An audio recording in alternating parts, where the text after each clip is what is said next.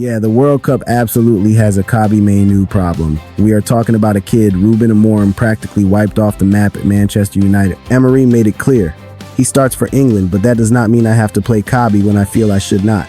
It is my decision. A player who across the entire first half of the season logged just 212 minutes in 20 matches. The result of that madness? Manchester United sitting 6th in the Premier League table, dead in the midfield.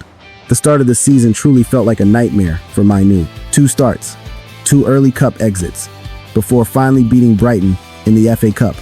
A manager who clearly had zero trust in him. For the very first time in his life, Kobbie actually started thinking about leaving the football club he loved most, his Manchester United. He admitted it was 100% difficult, because anytime you are kept off the pitch, it hurts. But he just tried to look forward as much as possible. Keep working hard, keep his head down, and block out the noise for a minute. Then everything changed. When Michael Carrick arrived, he did the most obvious thing for a team with a totally broken midfield. He played his best midfielder. The transformation was ridiculous. Since Kobbie Mainoo made his first Premier League start of the season, the top 6 looked like this. First, Manchester United, 36 points. Second, Manchester City, 35. Third, Arsenal, 33. Fourth, Bournemouth, 30. Fifth, Leeds, 25. Sixth, Liverpool, 24 points. What a player. His impact was instant. He completely bossed the midfield against Manchester City, then assisted against Arsenal. He dropped a tackle against Fulham that literally made all of Old Trafford jump to their feet. Another assist against Tottenham Hotspur. A massive performance against Chelsea at Stamford Bridge, becoming the main reason United kept a clean sheet with almost no center backs fit. Against Brentford, he nearly bagged a goal straight out of a Maradona highlight reel. And then came the perfect ending. The dream moment, the goal of the year. The winning strike against Liverpool at Old Trafford. Honestly, mate, I am totally obsessed with how Kobbie Mainoo plays football. Just think about this. Since Mainoo became a regular starter again, United have won 11 matches, drawn 3, and lost just 2. Nobody talks about it enough. But if Manchester United are back in the Champions League, it is because this kid returned to the starting 11. That incredible comeback brought him the ultimate reward, his first World Cup. Here is the terrifying part for the rest of the world. Kobbie Mainoo is not just special for Manchester United. He already changed the entire identity of the England national team back in 2024. Because England started that tournament playing terrible football. Gareth Southgate first tried throwing Trent Alexander-Arnold alongside Declan Rice in the midfield. Then he tried Conor Gallagher. Nothing clicked. Mainoo stepped in against Slovenia for a final group stage match, and suddenly the whole team flipped. He gave England absolute composure, positional awareness, clean ball progression, control under heavy pressure. Things nobody else in that squad was providing consistently. And from the round of 16 onwards, nobody could drag him out of that starting 11 anymore. We all know the ending. England made it to the final. So yeah, the World Cup absolutely has a Kobbie Mainoo problem. Kobbie Mainoo did not just appear out of thin air.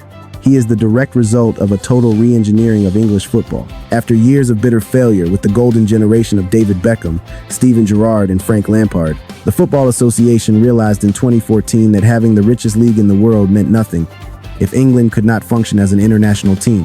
That is exactly why they launched the England DNA project at St. George's Park. The goal was to build one core football identity across every youth level. Dominate possession, press high, stay tactically smart, and keep cool under pressure. The impact hit fast.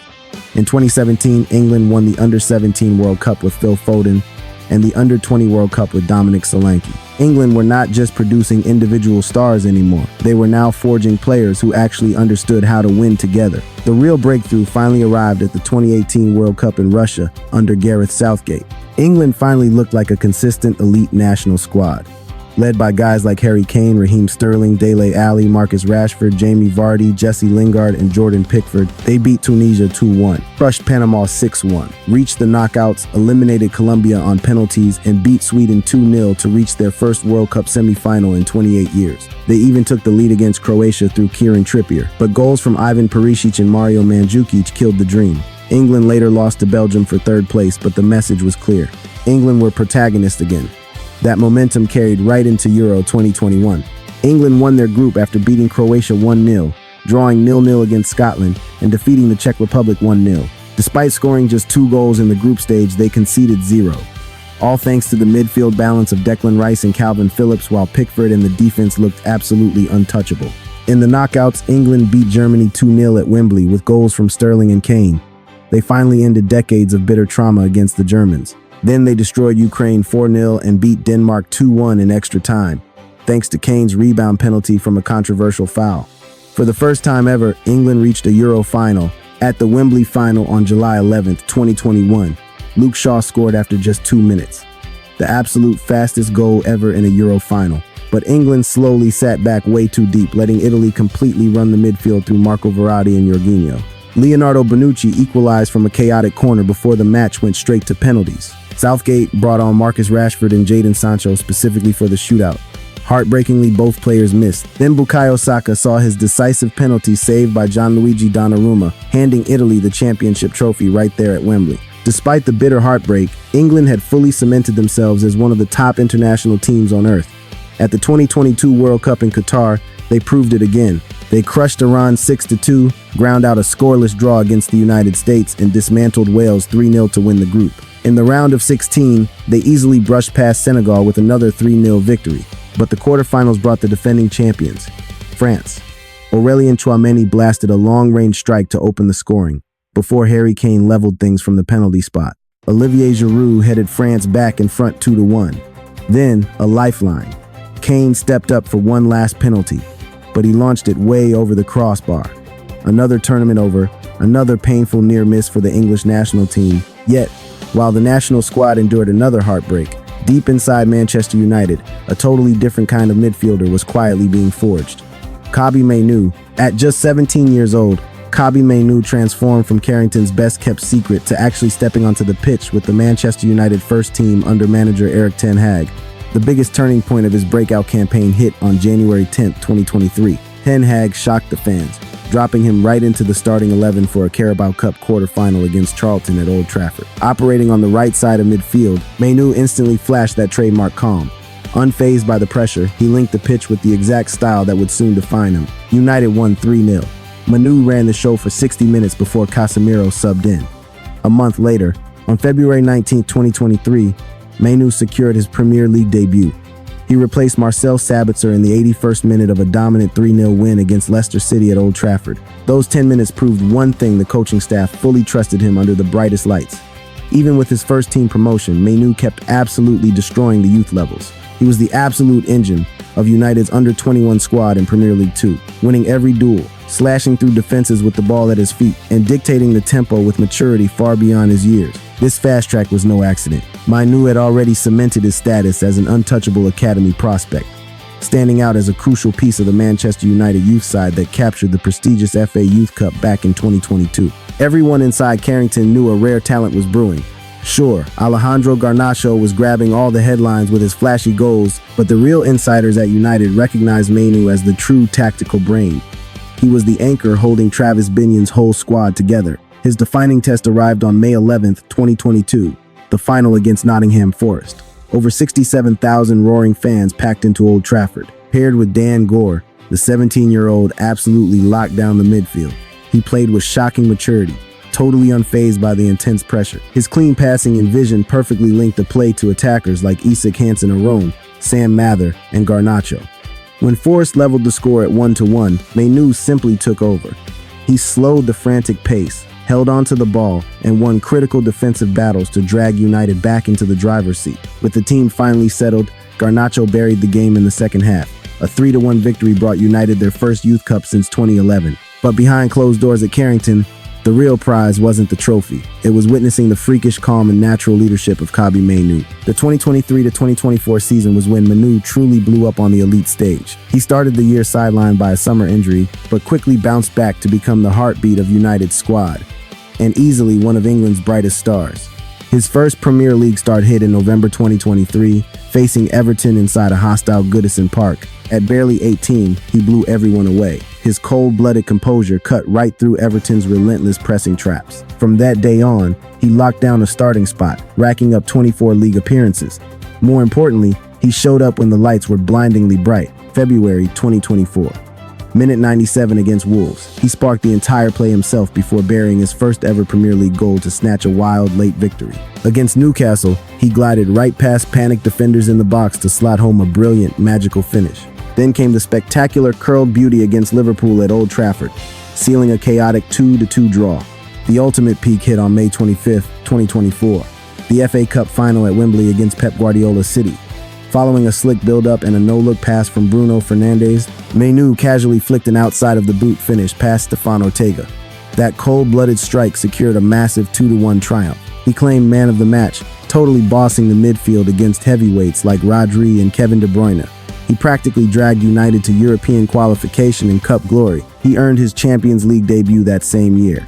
And after lighting the domestic scene on fire, the senior England national team simply had to make the call. Gareth Southgate brought him in for friendlies against Brazil and Belgium. Almost instantly, Mainoo proved he belonged, winning the manager's complete trust. His true global arrival was Euro 2024. England's midfield looked sluggish early on.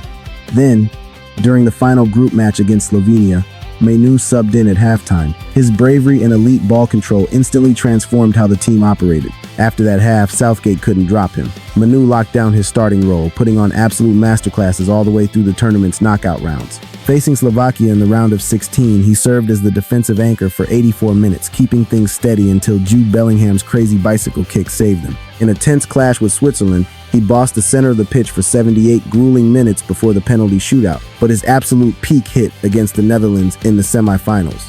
His first half alone was pure art. Over 89 minutes, Mainoo completely shredded the Dutch high press. His bold carries and sharp forward passes fed Phil Foden perfectly, dragging England straight into another international final. Walking out against Spain, he made history. The youngest English player ever to start in the final of the European Championship. England fell painfully short again, yet Mainoo left as one of the tournament's absolute standout stars. But lighting up Euro 2024 wasn't his only major milestone. He also bagged his first European club goal in a Europa League tie against FCSB. With United desperately trying to kill off the game, Mainoo ghosted into the penalty box at the perfect second. He calmly slotted home the goal to guarantee a 2-0 win and 3 massive European points. His most jaw-dropping moment, though, happened against Lyon. He triggered a lightning-fast 1-2 inside the box, before bending a gorgeous strike right into the far corner, a finish that proved his world-class attacking instincts as a center midfielder. Which brings us right into the current season, the very campaign where Kobbie Mainoo completely won over Thomas Tuchel just in time for the World Cup. Honestly, try picturing Manchester United without Kobbie Mainoo right now. You cannot. Since Michael Carrick threw him in, the Red Devils won 11 of 15 matches he started, taking 36 points from 42 possible, locking down third in the Premier League and reaching the Champions League. Before Mainoo anchored that midfield, United bled 1.33 expected goals per game. With Mainoo sweeping up and winning duels at a 47.8% clip, that dropped to 0.88. He became the defensive shield Ruben Amorim could never quite build. Carrick ripped up Amorim's broken back 3 system, exactly like Darren Fletcher wanted. He pushed Bruno Fernandes higher up the pitch and dropped Mainoo right beside Casemiro. From that moment on, United finally looked like a proper football team again. The big tactical tweak was dropping Mainoo deeper than Casemiro, basically operating as a true number 6, constantly taking the ball from the keeper and center backs.